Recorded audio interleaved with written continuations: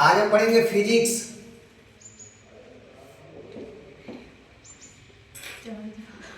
Physics physics पढ़ेंगे हम। Physics का शुरुआत करेंगे। फिजिक्स का शुरुआत करेंगे।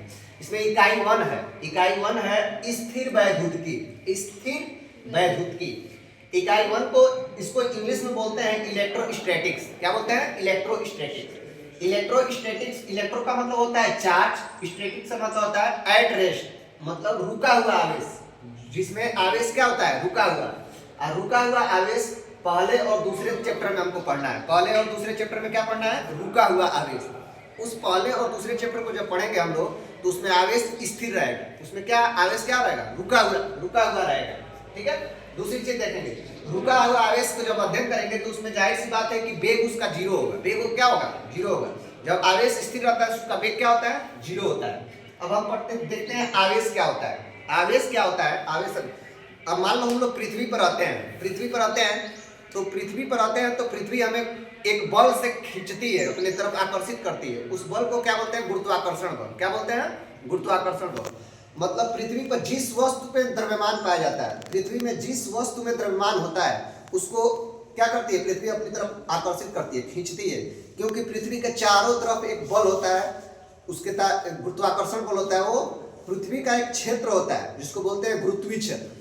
उस क्षेत्र में अगर कोई भी वस्तु द्रव्यमान जिसमें रहेगा, किसी भी वस्तु में जब द्रव्यमान रहेगा तो वो अपनी तरफ क्या करती है? खींचेगी, अपने गुरुत्वाकर्षण बल के कारण खींचेगी। सेम वैसे ही हम आवेश को परिभाषित कर रहे हैं। देखो ध्यान दो, आवेश क्या होता है कि आवेश किसी भौतिक राशि का आवेश किसी भौतिक वस्तु का वह गुणधर्म है।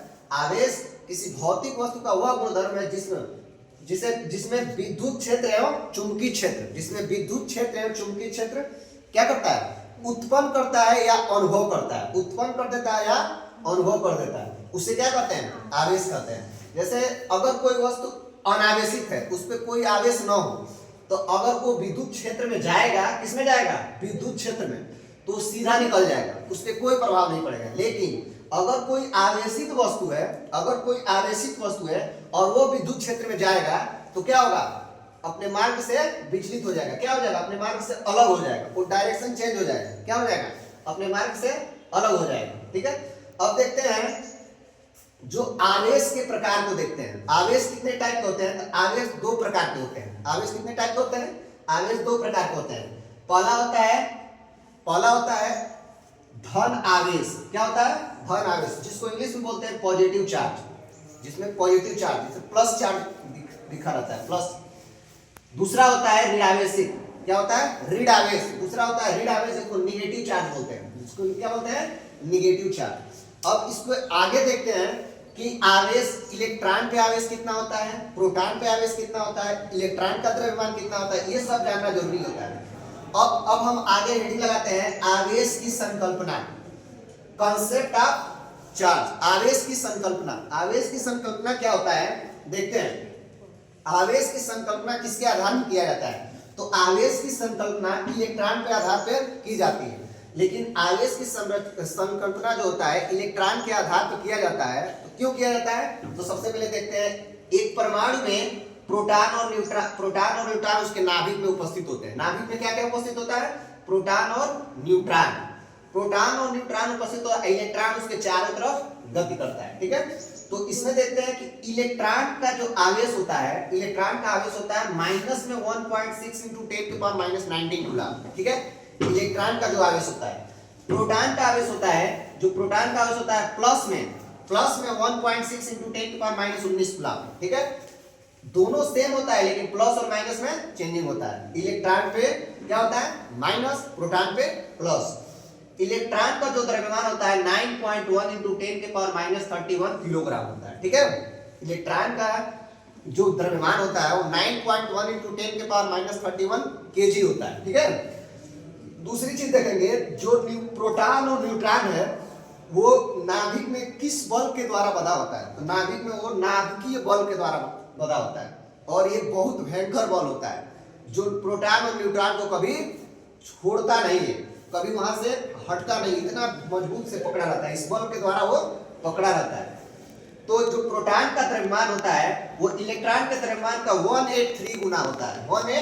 3 गुना होता है, जिसके कारण ये न बाहर नहीं आ पाता है, प्रोटॉन और न्यूट्रॉन बाहर नहीं आता है। इसीलिए जो आवेश की संकल्पना हम लोग करते हैं वो किसके आधार पर करते हैं, इलेक्ट्रॉन के आधार पर किया जाता है। इसीलिए आवेश की संकल्पना किसके आधार पर किया जाता है, इलेक्ट्रॉन के आधार पर किया जाता है। देखते हैं दूसरी चीज, इलेक्ट्रॉन की कमी। जहां कभी भी दिखाई दे इलेक्ट्रॉन की कमी तो समझ जाएंगे कि वहां पे धनावेश आएगा। ठीक है, इलेक्ट्रॉन की कमी धनावेश आएगा। जैसे मान लीजिए सोडियम है, सोडियम का इलेक्ट्रॉनिक विन्यास लिखते हैं तो सोडियम का परमाणु क्रमांक 11 होता है, 11 होता है। तो इसमें इलेक्ट्रॉनों की संख्या भी 11 है, प्रोटॉनों की संख्या भी 11 है। तो इलेक्ट्रॉनों की संख्या जो 11 है उसको अगर इसका इलेक्ट्रॉनिक विन्यास लिखते हैं तो 2 8 1, 2 8 और 1। लेकिन इसके बाहरी सेल में इलेक्ट्रॉन 1 है, इसके बाहरी सेल में इलेक्ट्रॉन कितना है, 1 है। तो ये अपना इलेक्ट्रॉन सोडियम त्याग देता है, तो त्याग देता है तो एक इलेक्ट्रॉन बाहर चला जाता है, तो इलेक्ट्रॉनों की संख्या घट के 10 हो जाता है। लेकिन प्रोटॉन अभी भी कितना बचा हुआ है, 11। तो प्रोटॉन यानी +1 ज्यादा है, तो यानी कि सोडियम के बाहरी सेल में क्या हो जाता है, प्लस का चार्ज आ जाता है। क्या आता है, प्लस का चार्ज आ जाता है। सेम उसी तरह से इलेक्ट्रॉन की अधिकता, जहां कभी भी इलेक्ट्रॉन की अधिकता दिखे, जहां कहीं भी इलेक्ट्रॉन की अधिकता लिखा है तो समझ जाएंगे कि उस पर क्या आएगा, ऋणावेश। क्या होगा, ऋणावेश। क्लोरीन, जैसे क्लोरीन देख लेते हैं, क्लोरीन का परमाणु क्रमांक 17 होता है। क्लोरीन का परमाणु क्रमांक कितना होता है, 17 होता है। इसका जो इलेक्ट्रॉनिक विन्यास लिखेंगे हम 2 8 7, 2 8 7। और प्रोटॉनों की संख्या भी 17, इलेक्ट्रॉनों की संख्या भी 17। लेकिन क्लोरीन अपना अष्टक पूरा करने के लिए 1 इलेक्ट्रॉन ग्रहण करता है, तो 1 इलेक्ट्रॉन ऐड हो जाएगा इसमें, तो क्लोरीन के पास कितना हो जाएगा, 18 इलेक्ट्रॉन हो जाएगा। लेकिन प्रोटॉन की संख्या अभी भी कितनी है, 17। तो कितना इलेक्ट्रॉनों की संख्या अधिक है, तो 1, यानी -1 चार्ज हो जाएगा। तो इसीलिए किसी भी इलेक्ट्रॉन का निकलना, देखो किसी जहां पे इलेक्ट्रॉन का निकलना होता है समझ जाएंगे कि धनावेश है, और जहां का इलेक्ट्रॉन का जुड़ना होता है समझ जाएंगे उस पर ऋणावेश है। तो ये रहा अभी तक आज का फिजिक्स शुरू हो रहा है। अब धीरे धीरे हम लोग आवेश सीखे, आवेश की संकल्पना सीखे हैं, और उसका मात्रक देखेंगे आगे, और एक एक पॉइंट, एक एक चीज को अध्ययन करेंगे, और अध्ययन करेंगे ताकि एक भी चीज छूटे ना इस चैप्टर से।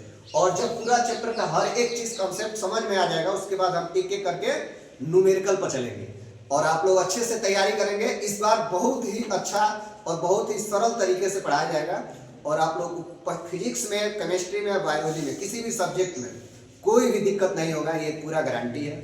और बहुत ही आनंद आएगा पढ़ने में भी, और यहाँ पे और परीक्षा में एक भी क्वेश्चन इससे बाहर नहीं आए। ठीक है, थैंक यू, जय।